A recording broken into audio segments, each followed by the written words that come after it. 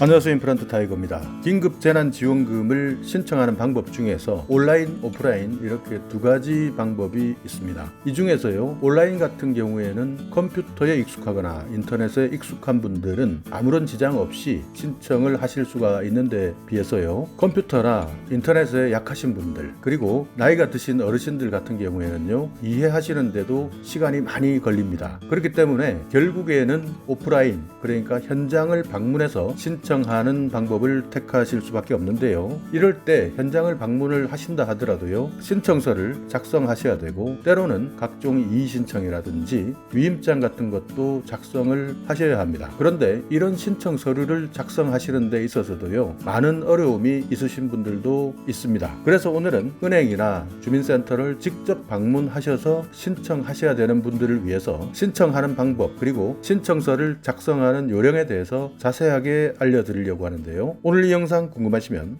계속 봐주세요.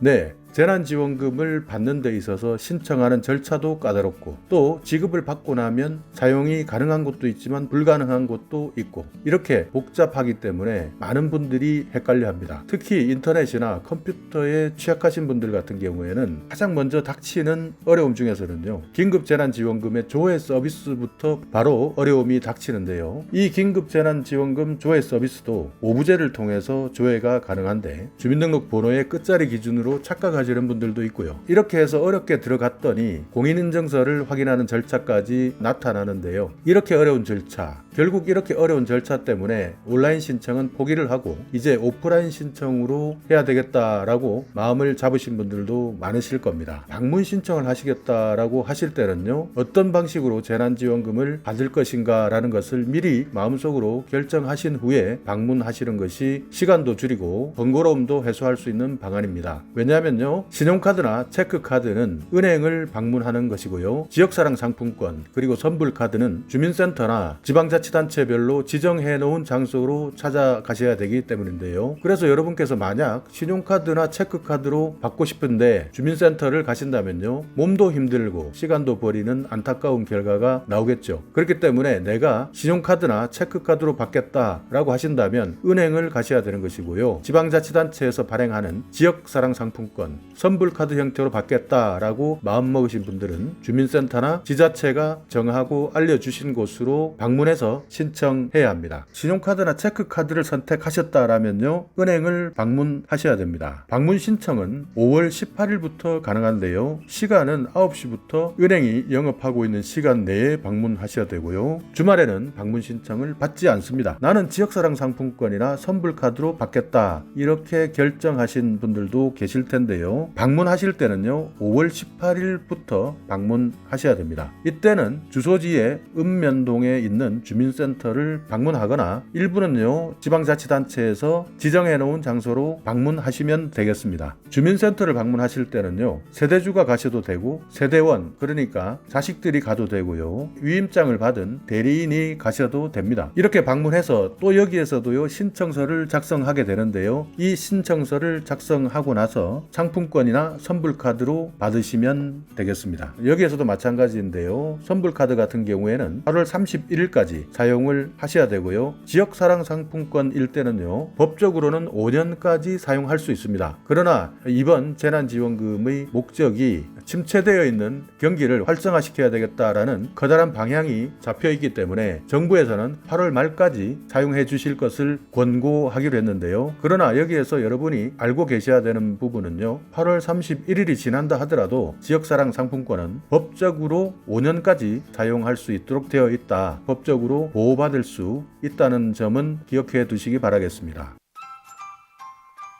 은행이 되었던 주민센터가 되었던 도착하시게 되면 신청서를 작성하게 되는데요, 신청서는 은행 그리고 주민센터에 비치되어 있습니다. 신청서입니다. 이것은요, 온라인도 마찬가지고요, 오프라인도 마찬가지 서식 1회 형태로 작성을 하시면 됩니다. 자, 여기에서는 신용카드, 체크카드 충전금 이렇게 명시되어 있는데요, 자, 은행에서 작성하셔야 되는 신청서인데요, 먼저 맨 위에 보시면 신청인의 성명 그리고 주민등록번호, 만약에 외국인이다 라고 하면 외국인 등록번호를 적으시면 됩니다. 그리고 여기에 세대 원수를 기재해 주셔야 되는데요. 이 세대 원수는 미리 공인인증서를 통해서 인터넷에서 확인된 세대 원수를 적으셔야 되고요. 만약 확인을 못 하셨다면요, 여기에 세대 원수는 공란을 해 놓으시고 실제 신청을 할 때 바로 확인이 되니까요, 여기에서 물어보셔도 상관이 없습니다. 그리고 옆에 있는 전화번호는요, 휴대폰을 적어 주시면 되고요. 주소는 주민등록상 주소를 적어 주셔야 합니다. 그리고 옆에 있는 전자우편은요, 이메일이 없으신 분들은요, 적지 않으셔도 가능합니다. 긴급재난지원금의 기부 신청, 이것은 선택사항입니다. 긴급재난지원금을 기부를 하실 수가 있는데요, 내가 전부 기부하겠다라고 하면 전부에 체크를 하시면 되고요, 일부만 기부를 하겠다라고 하신다면 그 금액을 적어주시면 됩니다. 4인 가구일 경우에는요, 100만 원을 받게 되어 있습니다. 그런데 나는 50만 원을 기부하고 싶다라고 한다면 여기에 50만 원을 적어주시면 되겠죠. 자, 그래서 긴급재난지원금 기부하실 분들은요, 여기에 전부를 기부하겠다 또는 일부만 기부하겠다라는 의향을 적어주시면 되는 겁니다. 다음은요, 개인정보 수집 및 활용에 대한 내용인데요, 이 부분은 필수사항입니다. 자, 여기서 보면요, 개인정보 활용 목적은 신청서를 접수한 시군 구청장이 보조금 관리에 관한 법률에 따라서 긴급재난지원금 대상자를 선정하고 확인하기 위해서 개인정보를 활용한다라고 목적이 기재되어 있고요, 활용할 개인정보도 나와 있습니다. 여러분의 인적사항, 그리고 가족관계, 소득과 재산, 수급권자를 선정하기 위한 정보, 그러니까 주민등록 전산정보, 가족관계 등록 전산정보, 금융이나 국세, 지방세, 토지, 건물, 건강보험 자료, 이런 것들을 관계기관에게 요청을 할 때 사용하겠다라고 명시를 해 놓고 있습니다. 그리고 이 자료는요, 지방자치단체에서 5년간 보유하고 5년이 지나면 폐기를 시키겠다라고 명시를 하고 있기 때문에요, 이 부분은 여러분께서 확인란에 체크를 해 주셔야 되고요. 개인정보 처리 위탁에 관한 사항 이렇게 되어 있는데요, 위탁받는 자, 여기에서 긴급재난지원금의 신청 대상자 여부를 확인하고 주민등록번호나 이름, 주소, 연락처들을 확인하고 대상자 조회를 한 다음에 5년이 경과하면 폐기하겠다라고 밝히고 있으니까요, 이 부분에 대해서도 확인란에 체크해 주시면 됩니다. 유의사항이 있는데요, 보조금 관리에 관한 법률에 따라서 허위나 부정한 방법으로 지급을 받았을 경우에 대한 부분, 그러니까 법률에 따라서 징역이나 벌금,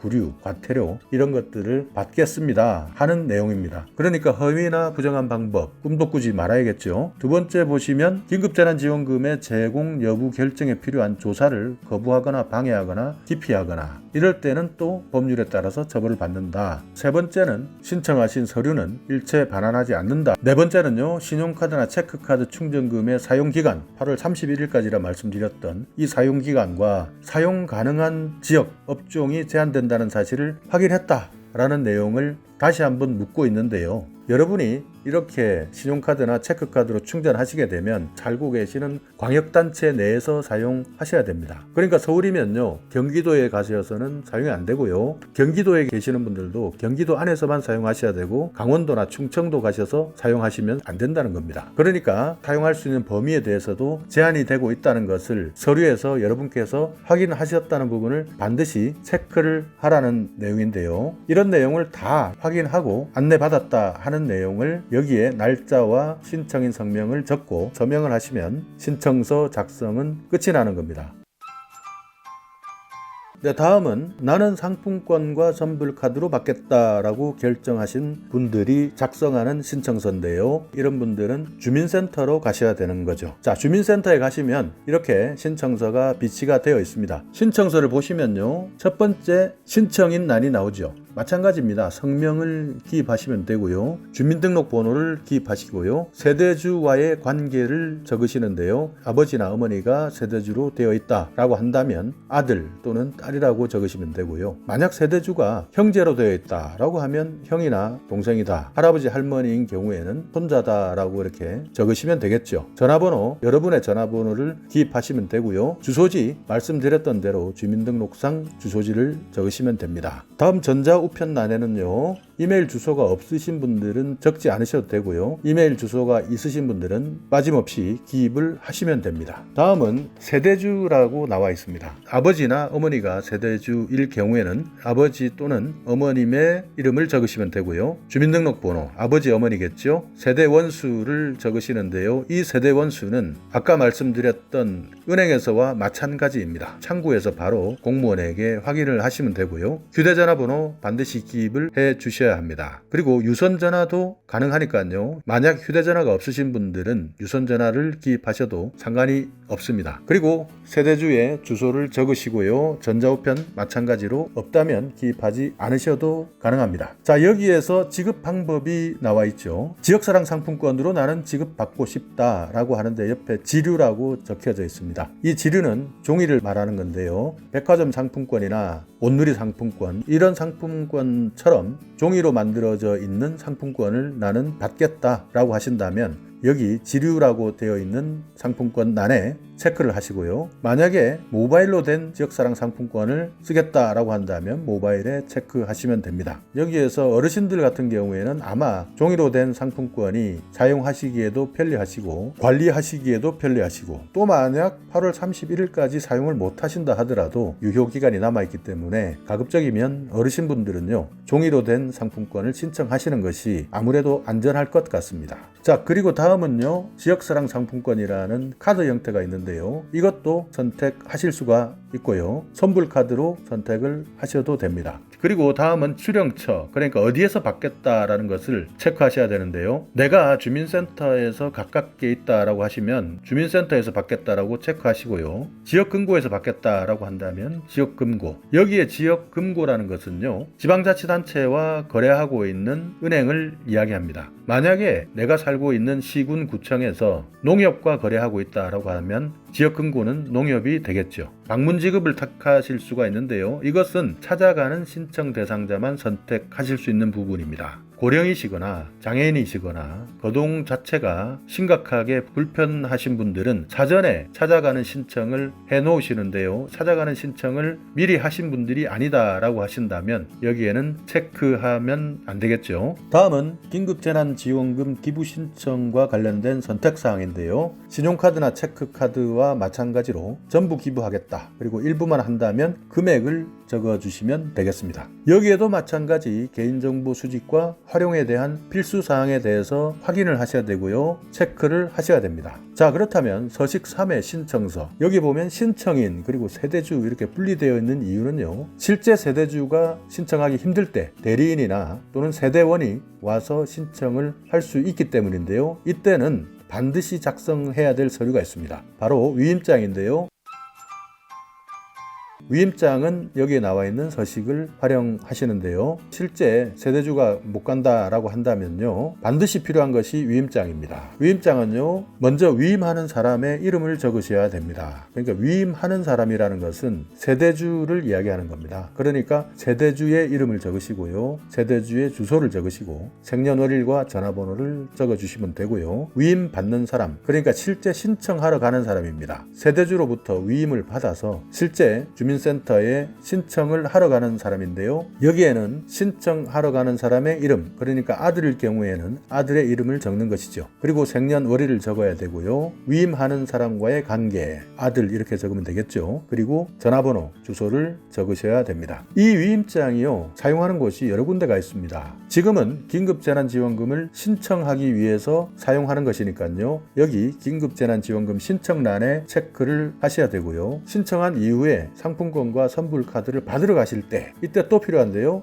이때는 상품권 선불카드를 수령하겠다라는 이 난에 위임장을 또 작성하셔서 실제 수령을 하실 때 지참하고 가셔야 됩니다. 그리고 또 하나는요, 만약에 가구수가 잘못되었다든지 그렇게 해서 내가 받아야 될 지원금보다 적게 산정이 되었다라고 한다면 이때는 당연히 이의신청을 해야 되겠죠. 그러나 이의신청을 할 때 세대주가 직접 가셔서 이의신청을 하지 못한다면 이때도 마찬가지 위임장을 만들어서 서명을 하시고 작성하셔서 제출하시면요, 실제 신청할 수 있는 아들 또는 딸 이런 분들이 대리해서 가실 수 있다는 내용이죠. 물론 여기에 아들과 딸이 아닌 부분이라도 대리를 할 수가 있지만요. 웬만하면 가족들이 대리를 하고 있습니다. 자, 이제 신청서에 대한 빈칸을 채우시고 나면요. 위임 인원 내용에 관한 모든 권리와 의무를 위임합니다. 라는 내용으로 위임하는 사람의 성함을 적으시고 서명하시면 되는데요. 위임하는 사람, 그러니까 세대주의 신분증이 필요하고요. 위임받는 사람, 신청하러 가시는 분이죠. 이분도 신분증이 필요합니다. 그러니까 신분증이 두 개가 있어야 되는 것이죠. 위임장, 그리고 세대주의 신분증, 그리고 신청하시는 분의 신분증, 이렇게 가지고 신청하셔야 된다는 점을 꼭 기억하셔야 됩니다. 자, 이렇게 긴급재난지원금, 그 중에서도요, 직접 방문을 통해서 신청하는 방법에 대해서 자세하게 알아봤습니다. 여러분께서도요, 미리미리 준비하셔서 시간도 아끼시고 발품도 아끼셔서